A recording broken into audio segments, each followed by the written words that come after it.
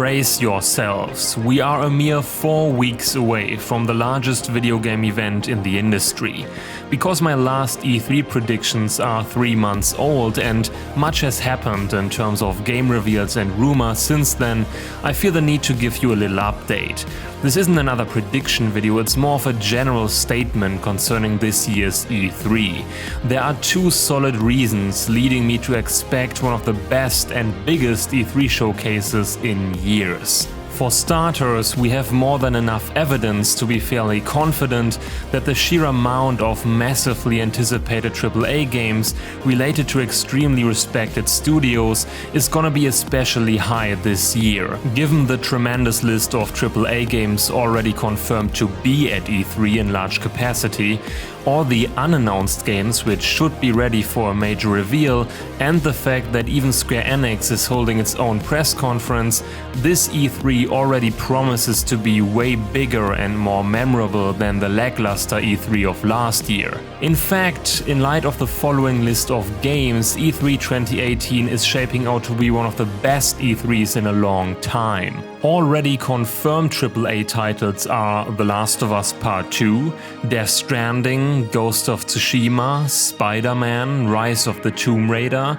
Super Smash Bros., Anthem, the next Battlefield, The Division 2, Beyond Good and Evil 2, and Call of Duty Black Ops 4. AAA games assumingly ready for a major reveal or reappearance are Cyberpunk 2077, the new Rocksteady game, Bethesda's rumored sci-fi RPG, Remedy's Project 7, Final Fantasy VII Remake, Borderlands 3, a new Splinter Cell, and Metroid Prime 4, to name just a few. I'd argue seeing all or at least the vast majority of these games at E3 this year is far from wishful thinking.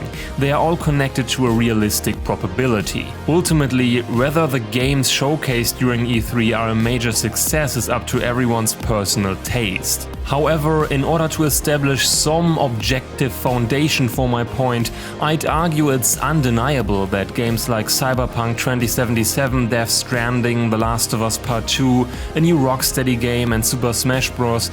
Represent hugely important events for the video game community. If you don't feel any excitement even considering the catalog of high caliber games I just mentioned, then I dare not say what excites you. If the Walmart leak turns out to be accurate, you can add even more games to the list. However, it could be nothing more but an elaborated scam. The validity of this leak is definitely questionable. Secondly, both Sony and Microsoft are solely focused on games this year, since they have no new hardware announcements to make. Microsoft just released a premium console in the form of Xbox One X, and Sony flat out confirmed that you shouldn't expect new hardware announcements this E3. I guess that puts the totally nonsensical PS5 rumors claiming the PS5 is gonna be released this year to rest. How shocking. The fact that Microsoft is under heavy fire concerning their dire lack of meaningful exclusive titles leads many people to believe in a conference which puts the future of Xbox exclusives in the foreground. In short, we should expect a Microsoft conference that revolves around games, and even more games. And I think I speak for most of you when I say that's exactly what we want. It doesn't look much different on the PlayStation front. No new hardware announcements will be made, and in a recent blog post, Sean Layden revealed that Sony's showcase will revolve around 4 major PS4 exclusives: Death Stranding, Ghost of Tsushima, Marvel's Spider-Man, and Last of Us Part 2. For some reason, this blog post sparked a little controversy and has fans concerned. Everything Sean Layden is describing here sounds like a totally normal Sony E3 press conference. The reason why people are upset really comes down to one line, namely, in a rare break from tradition. People interpreted this line as a way of saying, remember PSX 2017? This will be just as boring. First of all, everyone who left PSX 2017 disappointed disappointed didn't pay close attention. Sony literally informed fans a couple of weeks ahead that they shouldn't expect a traditional keynote. So I wasn't angry or disappointed because I didn't expect to see a reveal-heavy event.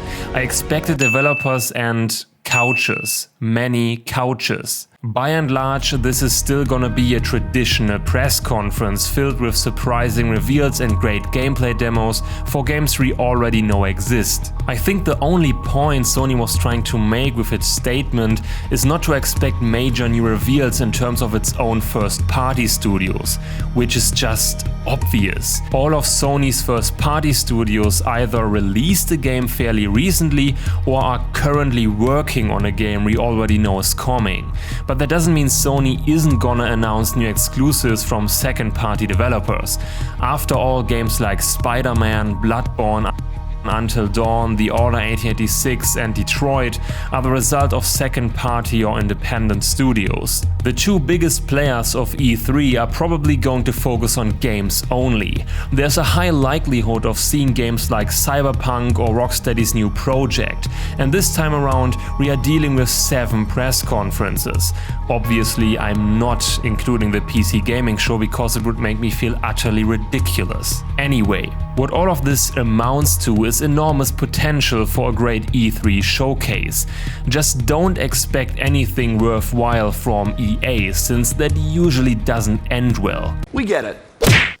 The last thing I do want to touch upon before I end this video is the grumpy, mood-killing attitude of many people in the weeks leading up to and during E3. Whenever the E3 hype machine fires up its engines, you will find a bunch of people who discredit everyone participating in the E3 hype building as delusional idiots. How could you possibly be excited for E3? It's nothing more but a conglomeration of boring marketing talk, and all the supposedly great games showcased on the E3 stage are gonna break their promises anyway. So don't get hyped at all. It can only result in disappointment. This is where I disagree. Getting hyped for absolutely everything without solid foundation and reasoning is indeed a bad idea, and toxic for the games industry. People had no good reasons to get hyped for No Man's Sky and Sea of Thieves. Both games looked unfinished and empty in their countless presentations. And while it is true that Sean Murray himself fueled the hype train, why did you buy into it? What has Hello Games done that would justify believing every word Sean Murray says? Has Hello Games proven in the past that they can pull off projects of this magnitude? The short and only answer is no. So why wouldn't you remain skeptical and cautious? For me, it's all about studio pedigree. Hello Games did nothing that should have justified the ridiculous amount of hype generated online. I wasn't disappointed because I never bought into it. Same goes for Sea of Thieves. Rare's name stood for high quality standards and exceptional video games, but that was a decade ago. They promised to create the best pirate game ever made, an ocean filled with limitless possibilities. What justified their claim? What made you believe they could actually pull it off? What made you buy into their outrageous promises blindly? Kinect Sports or Viva Pinata? Rare hasn't exactly been a safe bet for phenomenal video games. Since Microsoft acquired the studio, Rare is but a mere shadow of its former glory. I'm all against hype that is based on nothing but wishful thinking. However, to get hyped for a game that is linked to a developer associated with a great reputation and track record seems perfectly fine. So no, I don't think it's misguided and unreasonable to be hyped for a gameplay presentation of Last of Us Part 2, Death Stranding, Ghost of Tsushima and Cyberpunk. They are all being developed by world-class studios which have earned my trust. As long as you build your expectations on a solid foundation, you should be fine. E3 is an event unique to the video game industry, so by God, be excited. That's all for today. I hope you enjoyed this video and feel inclined to leave behind a like or subscribe to my channel. Which games are you guys most excited about? Do you think Microsoft can make up for its lack of exclusives, and are you concerned regarding Sony's recent blog post? As always, feel free to tell me in the comment section below. See ya!